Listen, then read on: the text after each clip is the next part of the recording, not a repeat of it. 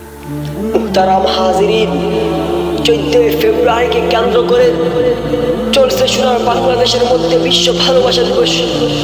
বিশ্ব ভালোবাসা দিবসে চলছে হাজারো বেহায়াপনা, হাজারো অশ্লীলতা, চলছে জিনা আর ধর্ষণ আর দর্শন। মুহতারাম হাজিরিন, দর্শনের শিকার হচ্ছে আমার মা বোনেরা।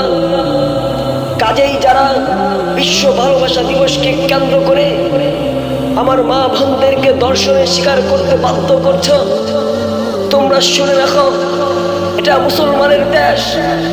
আর মুসলমানের দেশে একজন মুমিন বান্দা বেঁচে থাকবে আর কোনো অশ্লীলতা চলবে, এটা কখনো সম্ভব হতে পারে না, কখনো সম্ভব হতে পারে না, কখনো সম্ভব হতে পারে না। মুহতারাম হাজিরিন, কাজেই যতদিন বাঁচবো ইমানি চেতনা নিয়ে বাঁচবো।